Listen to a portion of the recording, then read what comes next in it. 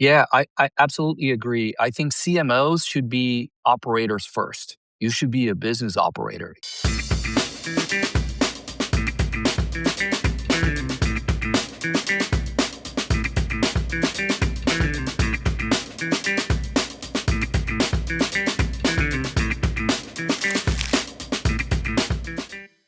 Hello and welcome to the latest episode of Do More with Less. We talk to the world's top marketing leaders and thinkers to understand and share how individuals and teams are dealing with that very blunt instruction of doing more with less. Now, today, I'm delighted to be with Bruno Bertini, and I don't even know what part of this man's career to start with by way of introduction. He's the CMO at 8x8, came up to 10 years at Genesys and has done lots of jobs that you'd be impressed with. But what I'm looking at is he's talked publicly about what it means to be a modern CMO. Bruno, welcome. Thank you for the time here. Thanks for having me, Mark. When we spoke and I asked you, big companies with big reach and big reputations like 8x8, do you still have to do more with less, or is that not a thing? And you gave an interesting answer that started with when you grow up in a third world country. Can I ask you again, because I'd love my audience to hear what you told me last week. Do more with less. Is it a thing at 8x8, or how does that work? Yeah. Again, thanks for having me. Super excited. For those that I haven't had the pleasure of meeting, to your listeners, to everyone watching, I was born in Brazil, which in a polite way we say developing country. It's a third world country. And growing up back on the 80s, doing more with less is just a state of being. It's just like, you know, um, you gotta be very proud of what you're building, and you gotta be very proud of like what you have today. So and I can go on and on and on with life stories, but I think it's a little bit about, you know, it's kind of a mindset. It's kind of a way that you're raised, and not in a negative way. You learn to be creative. You learn to really do more with less, and be grateful for what you have. And when I compare that to my career, and to especially 8x8, 8x8 is a public turnaround, and public, over $750 million of ARR. Um, Knock on wood, and super excited for positive quarters of solid growth reported last fiscal year. So yeah, it is something I think we do all the time, but I also think it's a little bit about what everyone else is trying to do right now. Everyone is probably asking themselves, is there something else I haven't done? Is there a better way to do this campaign? Can I get more reach? Can I get more out of this, of that? So, um, but I think for me, it's something personal. That's a little bit of the way I was raised. And that's an amazing answer. But tell me how that shows up. So how does that mindset actually look on a random Tuesday in um, kind of business decision world, when you're trying to problem solve? Yeah. I think for a regular Tuesday, your to me, everything starts with measurement. And my brain is kind of divided between left and right on extreme measurement and getting more out of what you're doing, and on the other side, extreme creativity and trying to do things in a different way so they stand out. So I think a regular Tuesday for me would be, when we look, we're just doing quarter closure at this point. So how did we perform, not only on the first level, when I say that, on our highest OKR, CMO OKR, company OKR, but then drilling down to the levels that we usually don't spend the time. I'm a very curious individual. Like, okay, um, we're seeing a lot of movement on traffic, moving from organic traffic down to search engines. And when I say search engines, I'm not even talking specifically Google. Even we're talking AEO, GEO, all the AI stuff. Now, at face value, yeah, traffic's now X%. Why? Which keywords? What are we doing? What are the LLM prompts? So I'm a very curious person. I like to understand probably the 3, 4, 5 next questions down. But I think to put it at a good level, it starts with being curious about the number. That's where it You, starts. you're my hero because you make curiosity and creativity a prize-winning skill, right? So you're like, you've got all these. I mean, I see on your LinkedIn, you've got all these kind of superlative awards, and you've been a finalist of Marketer of the Year at Gartner, and you're the Drum Gold, whatever that may mean. I haven't got there yet myself, but with the sort of profile you have around the world, what struck me when we spoke last week was that you're super curious, super creative, and you're still this B2B CMO that's working. That's rare. Hello, sorry to interrupt. Do More with Less is a podcast and a webinar and a set of events that's made possible entirely by marketing resource group Orbital X. If you would like to know how we credibly claim many millions of pounds worth of pipeline influenced by our marketing resource group support and up to 60% of your closed won deals, give us a call, half an hour with one of us. Really happy to talk to you and explain how that works and how it might look for your business. Thank you for allowing this interruption. Back to the podcast. So think about, first of all, thank you. The point that I always tell the teams is this is culture. This doesn't happen with me in a vacuum. This happens with a lot of people from my team all the way to my CEO and company culture. So I thank you, but I give it right back to them, the ones that do it. The other thing for me, I'm a curious, highly energized maniac that I'm like, my reaction is like, oh God, I'm just getting started. This is exciting. I like to problem solve and I like to, I grew up in a way that I had a lot of Legos growing up. Like I was a computer nerd later, but so I would build something. Like let's say, oh, I built this car, and then my mom, and this is me like super, super, super little. My mom would come, Mom, I built this car. Look at this. She would say, this is amazing. Tell me all its features. Now, what happens if there's flood? Can this be somehow like, can this navigate water? So she raised me in a way that was like always problem solving for something you don't know that's changing. And my dad was an entrepreneur. My mom was a teacher, and my grandpa was a writer. So I grew up around a very interesting triangle of a lot of theory, a lot of education, but also a lot of entrepreneurship of like rubber meets the road. We got to sell lunch to buy dinner. So I think when you bring that back to my style, to my culture in terms of my CMO framework, I believe that marketing should make a company stand out. But I believe that marketing should work for the company and not for itself. Sometimes you see a lot of marketing engines or frameworks. They're like, oh, marketing is super successful, but the company sucks, right? And a lot of CMOs are actually sometimes very successful, but then they don't stay long or they are not very close to the Because to they're the using company. it as potentially a stepping stone or a profile builder or something. I don't know. Or sometimes I think marketing is a hard science. So sometimes you just get inside your own walls too much, I also think. And Which means that go ahead, sorry, Mark. what's the answer to that? Because I actually am writing something at the moment about how I'm going to present to one of our clients next week about how uh, there's 20 odd CMOs coming to this presentation and making from across the same group. They're seasoned, experienced CMOs doing well for one of the big names in B2B marketing, right? And they all report to a GM in their own business.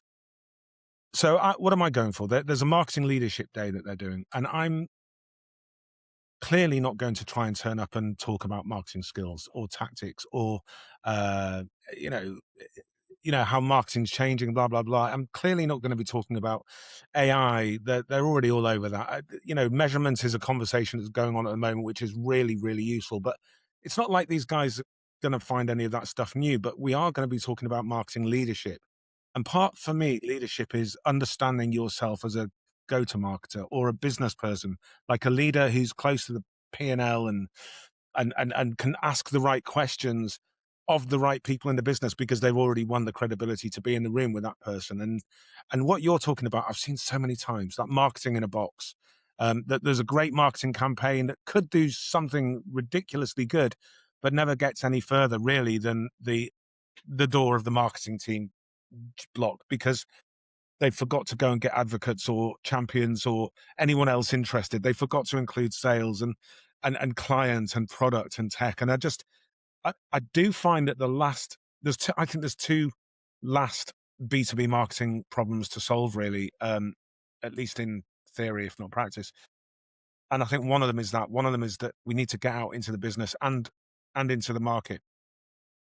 Yeah, I absolutely agree. I think CMOs should be operators first. You should be a business operator. You PMOs, should yeah. Okay. 100%. You should understand, what are we trying to do with the company? What is the situation with our base? Are we driving? And a lot of us will say, yeah, it's part of our strategy, but it's not the core strategy. And I think that's the difference. That's what buys you the credibility with the CEO, the credibility with the CFO. The CFO is thinking about the term loan A, the term loan B. Are we going to do a buyback? Or like, where's capital allocation going? Same with your CEO, right? Are we growing the business at the pace that we want? So I think focusing on those things are really important. The other part, which I think it's important for the CMOs, B2B needs a lot of reinvention on culture and a lot of reinvention on centering back on customers. Something that I personally love, and is a little bit of the things that I try to do in the companies that I go, is what's our secret sauce in terms of how we focus in our customers and how do we tell their stories? Because that's where the fun is. Like, they're actually the ones that do it. They buy the risk. So if you bring that energy back and narrate that back into the C team, into the company, and then externally, I think there's a lot there as well. What have you've been there nearly 3 years, I guess, at 8x8. Is that correct? Two or two? Yes, we'll be Yeah. 3 years in September, actually. Yeah. Yeah. I mean, what was the first view like when you came in? What did you look at and go, oh, right, this is going to change because I have to be me and not someone else? And what was there that was learnable or fix? Like, how did it look when you first arrived? So the first thing that I looked for before even accepting this gig was, is this place, is this CEO, and is this place a place that I can be myself? And when I say myself is, I'm a curious guy. If I go to him and say, hey, why are you buying this company? Like, walk me through your thinking. Like, is there a place that I can be my curious self and my fun self and my operator self? So, so I think it started there. Then I took the job. I sat down and, um, a lot of good folks scattered across the org. There was some good talent in the organization. When you look at the perception of the organization, very bad.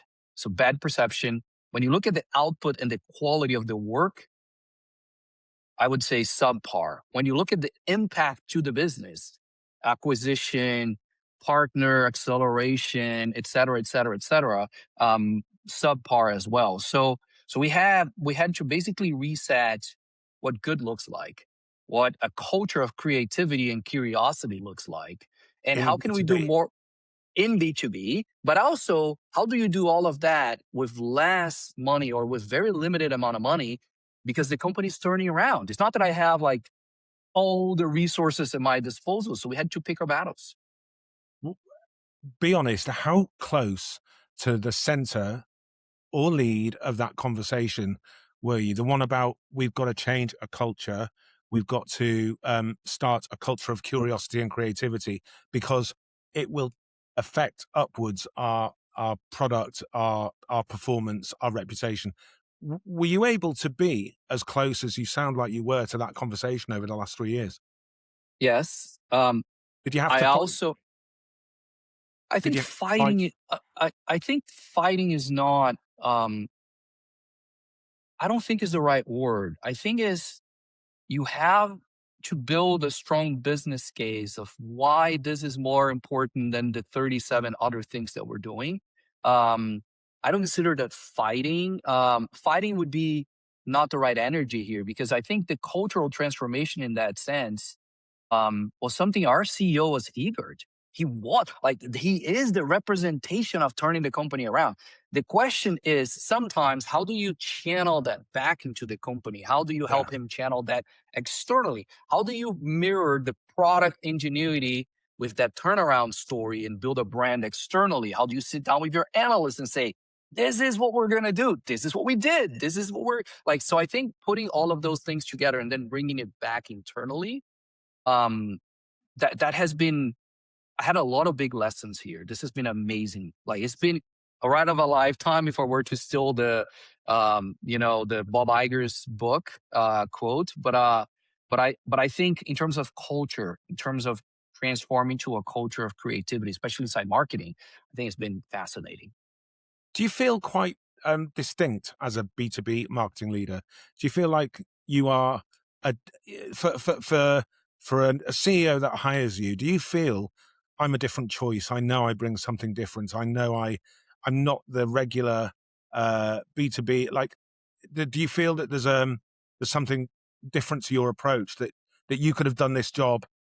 You would have always done this job differently from anyone else. How they might have approached it? So it's a good question. My first answer will be, I think there's a lot of really smart people out there. Um, when you look at especially when you look at the B2C world, there's a lot of invisible mentors that I have that are just fascinating. And even in B2B, I think there are some really interesting CMOs trying to bring a different narrative out there. Now, um, if I were to exclude Bruno persona and I were to focus on what I believe in, what's my framework, I think I'm trying to bring a framework that is extremely good operating framework of like, what are the OKRs, what are we doing, what's the acquisitions, direct, indirect, like how do we drive a real good framework of um, operating framework, but also how do you inject a culture of extreme creativity that can also help you break through the noise with cool shit that's just so different. That's a little bit of my style. Like I said, I grew up in Brazil with a lot of creativity, with a culture that was a mix and a hybrid of like largest Japanese community outside of Japan, and largest Arab. Like, it was so crazy hybrid in a good way. So I like bringing that fun, creative element. But I'm a humble guy. I'm just getting started. I'm trying to do something that makes me happy and then drives amazing business results. I hope I can do more of it as I go into more time at 8x8 and in different companies in the future. Like, it's just my style. It's amazing. Now, Oh, sorry. Go but on. Go on. no, but I just want to flag it. I wouldn't say, "Oh my God, put me in the altar of Game of Thrones." No, no, no. I'm not your ego. Like, this is. I like the work, and I like getting people, aligning people, and doing cool stuff, and building businesses. That's really what I wake up. I'm like, oh God, this is exciting. It's just how I'm built. You've got a good team. Do you like your team? What's your approach to team? It's I'm blessed to have a really good team. I worked my ass off to put them together, and I put a lot of my energy into keeping it alive. As any um I'm a believer that you also have to put in a lot of EQ. You got to connect with people. You got to understand where they're coming from. I joke with my power ladies to say, your mom first, marketer second. Go pick up your kid. Like I joked with you before we started. Like, go talk to him. Like, I'm a big believer in putting those things together. Yeah. That's what, if you can bring the best human part and align it to the right business. And I'm also an AI, like we were talking about the gold award on AI. Like, I'm a big believer in AI, but it's a triangle. You got to bring the human, you got to bring the business performance, and you got to align that AI stuff So as well. so it's interesting. So just for audience's sake, before we started recording, two things happened. One, I came from for us Brits, and we will moan about the weather if you give us a chance. I came from a very, very hot garden, so came with towel. And There she is. and, and Bruno said, "Is towel going to make an appearance?" And I said, "Yes, almost certainly." But the other thing that happened was that my son, who is 13 years old and fabulously, amazingly autistic and ADHD, with a personality drive and smart obsession on the right things, he never would have had without those elements of his personality and brain. But sometimes, in today's last day of term at school, he really, really struggles, and he struggles in a number of different ways. And what Bruno heard while we were setting up was my son outside the door bargaining with me for end of term money for Robux, for his Roblox games, right?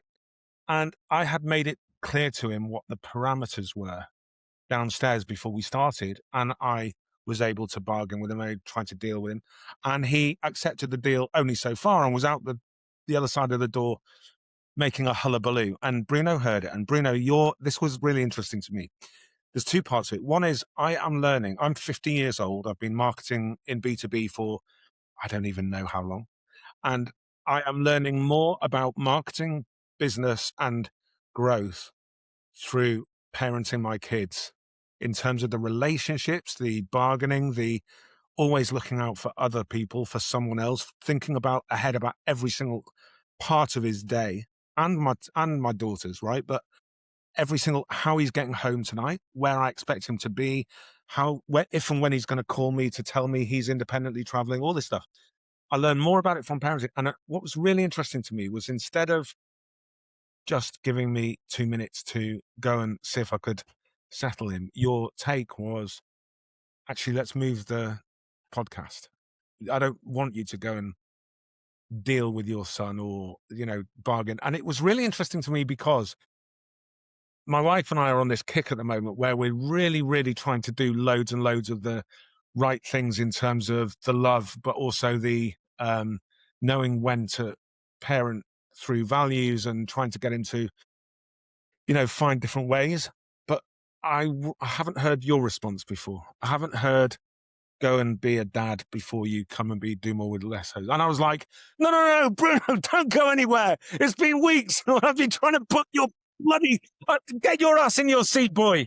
But at the same time, I was really appreciative, and it was a But really, Mark, really nice. I think sorry to interrupt you, but that center is what makes you do more with less. That what makes, if you think about it, that's such a part of your core identity.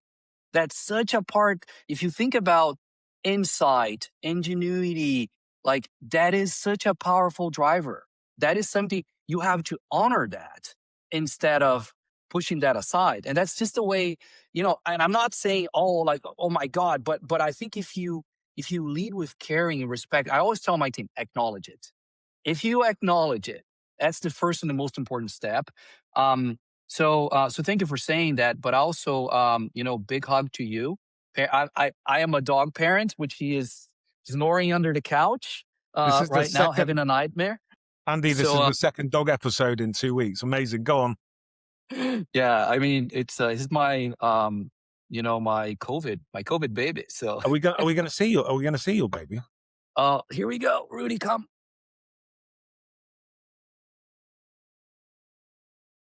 Here, Oh, this hello. is Rudy, just waking up of a nap. Say hi. Hi, you. Yeah, this is Rudy, so Yeah. he keeps me company. Yeah, so I think, when you look back at culture, we are living through times that are forcing us to second guess if we should really be people. Fuck no, we should be more human than ever. And that will, if you plug the best of human with the best of AI, for sure is best business, right? So, Yeah. um, I mean, I he's got creativity that you would not believe, right? So's Matilda, by the way. I mean, we have a creative household. We do all sorts of things, but what he knows as his creativity, he's been given because he knows every train, every bus, every tram, and every plane around the world in every market, and could get you from Budapest to Paris on the best and cheapest way. He draws everything from memory. He has all the models, but also he he kind of he takes himself on adventures and goes transport hopping, as in you don't know the destination. You're just going to see something, swap off, swap on. Oh, there's a bus coming in that direction. That might be the 12. That goes down to, okay, do you know what? I'm going to get off where I am and just go to the stop and wait for the next one. It just swap, swap, swap. He's got books about every metro station in the world, in the diagrams and the colors and the. I'm not kidding you. I swear, like I am a much better business person, a much better relationship builder, a much better um, operator. Still struggle on detail and project management, but I'll get there. But I'm so much better for having to really understand on a minute by minute, day by day level, everybody else's needs as well. Like and I think when you talk about the modern marketer, we can all do AI right now. We can all have a conversation on AI. We can all tell about the great use cases. We can all tell about something we've read and something we've heard. We're all at the beginning and blah, blah, blah. We can all do the measurement conversation because we can all lean into what's really needed. But the relationships and culture conversation is one I don't hear enough of. I think I hear people talking or thinking about it, but I don't hear people activating it every day. It is, I think it's the more we keep the pace of change accelerating the way it is, the more this will be, I think, the relevant driver of success or not. The quality of the relationships, the curiosity and the creativity. I think those three are by far human characteristics that will activate the winning culture of the future. I think for B2B, for B2C, I think for marketing and even business over. Have you ever screwed it up? As in, have you ever brought one of those things, a culture, creativity, or curiosity element into a team, and one or all of them have looked attributable or responsible or somewhat kind of uh, contributing to some kind of mistake or some kind of U-turn? Or like, have you ever been blamed? Well, that creative thing just didn't work, so we're going to go rational from now on, kind of thing. So it's interesting because that's the other very important lesson. If you want to be creative and if you want to do cool stuff, to be polite and don't say my usual cool shit, you gotta be brave to know that you're gonna make a lot of mistakes. And I know it sounds obvious, but whenever you try to build a creative campaign, and B2C folks know this for sure, but B2B, we're so under the measurement, the precision, the magic, 0.000%. Like when we built, for example, the Power of You, before that, we had a lot of duds. A lot, like to get a good one, you go through dozens of really bad ones and you make a lot of mistakes. We had episodes that we couldn't even, like episodes, and I say, um, campaign customer videos that we couldn't even launch. So I think you got to be okay, um, knowing that you're going to go through good and bad, and you're going to do things that's great, and you're going to do things that's not. For example, and that's at a campaign level.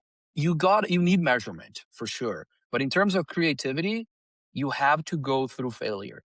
Great ideas take iteration, they take space, they take time, they cost money. Creativity is an investment. You got to budget for it, right? You got to bring in the right partnerships, you got to build in the right team. But um so do you accept, Bruno, that outside of the brilliant situation you have built, created, and found yourself in, with a boss that believes in this stuff and a culture that's now formed and working around this stuff, how do you relate to somebody at a conference that you'll meet tomorrow who'll say, "Yeah, lucky you, 8x8, but you know what? I work for XYZ, and the idea of budgeting for creativity ain't going to happen." That's not a conversation I can safely have right now. If I bring that into my boardroom or leadership team meeting, I'm laughed out within minutes. Or there is not the acceptance that if somebody's under the spotlight on a stage, yeah, sure, mistakes are cool, be brave, fail fast, all that stuff. Behind the scenes, failing isn't an option. We don't have that kind of time or money or patience, and it's really hard for me. Do you see that sort of uh, that's where do more with less, I think, can be quite insidious rather than freeing. I think I acknowledge what you're saying. You could go back. I don't take anything for granted. Yeah. Nothing that I'm seeing right now was here when I got in terms of like, it's the first time my CEO as a CMO that's done these things. It's the first time that 8x8 has been in this atmosphere that we are, in the acceleration that we are. So, but I always go back to the kind of the MVP of the thinking. You can put a lot of things on top to say, I don't control this, I don't have that variable. Take a step back and say, what can I do?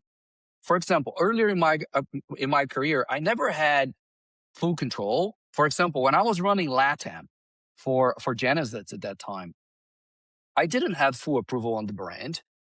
But inside my own region, I could do my own little experiments and say, hey, inside this event, how about the opening of this event? Could I craft something with musicians and artists and something that would be really cool?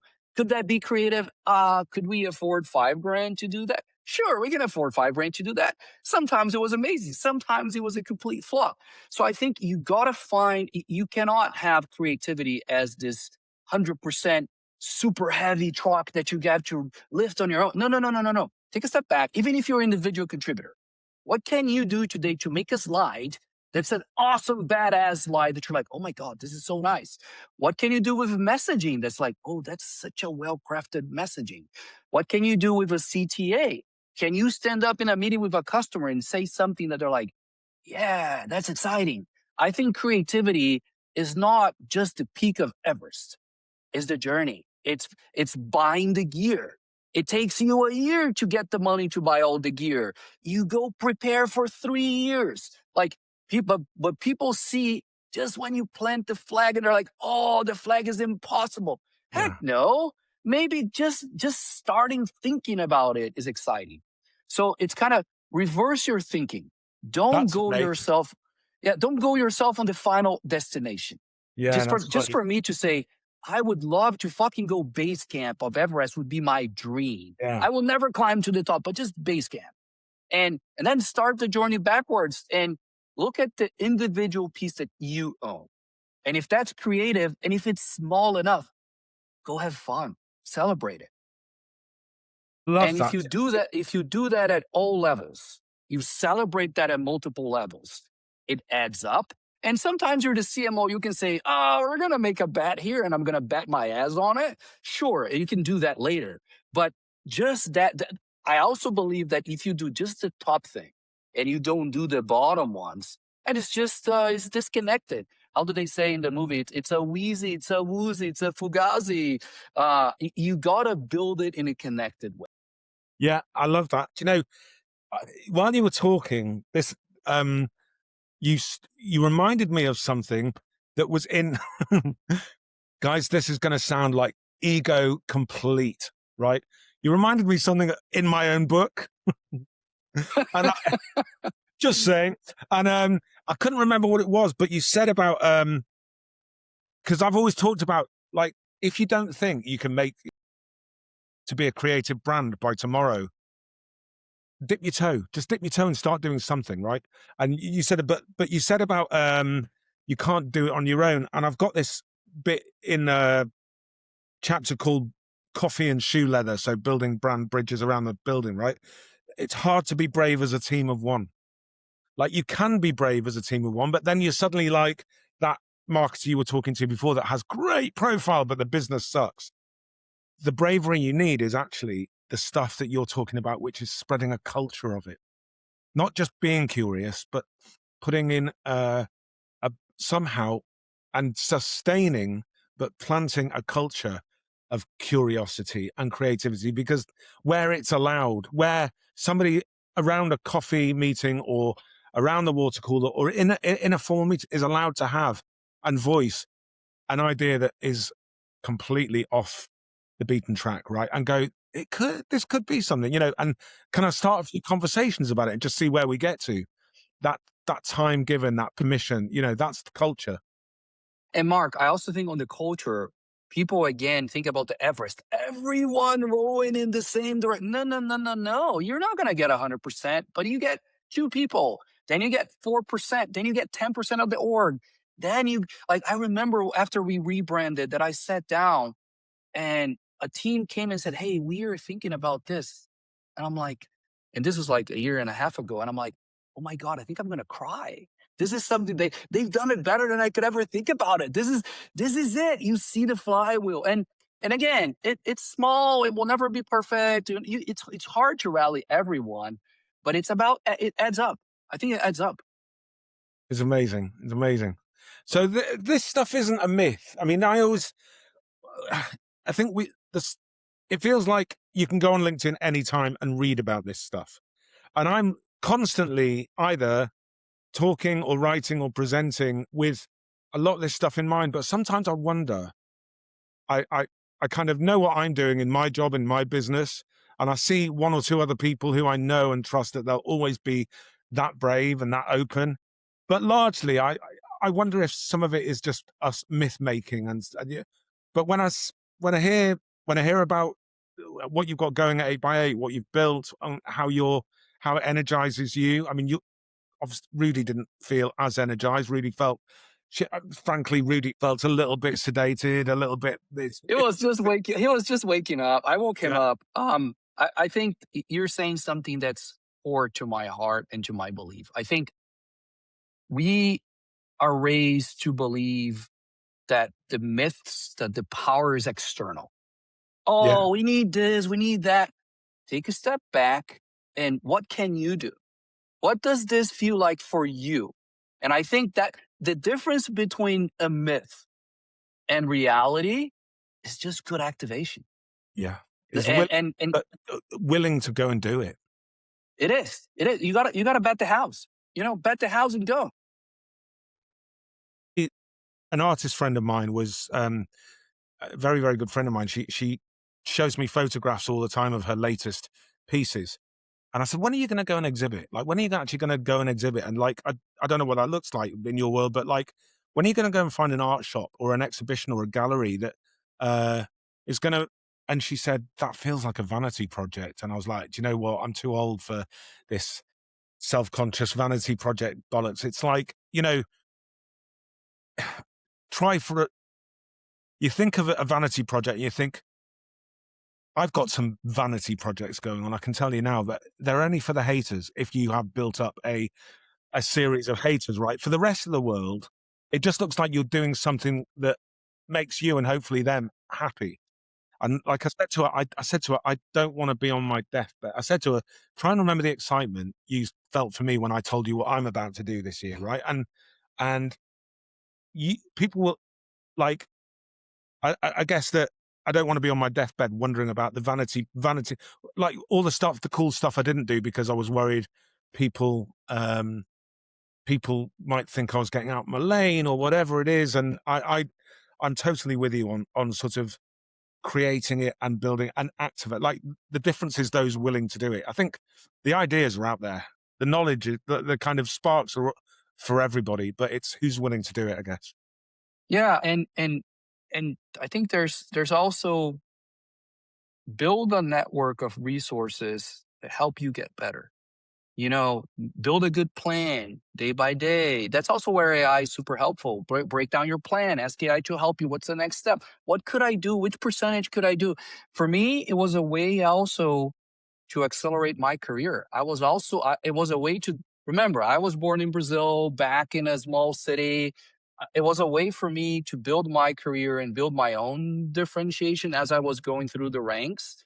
And hopefully, it's something that I can keep doing for brands that are brave and that want to grow through creativity and through human connection and those things. So, all in all, I think it's a calling. Go have fun.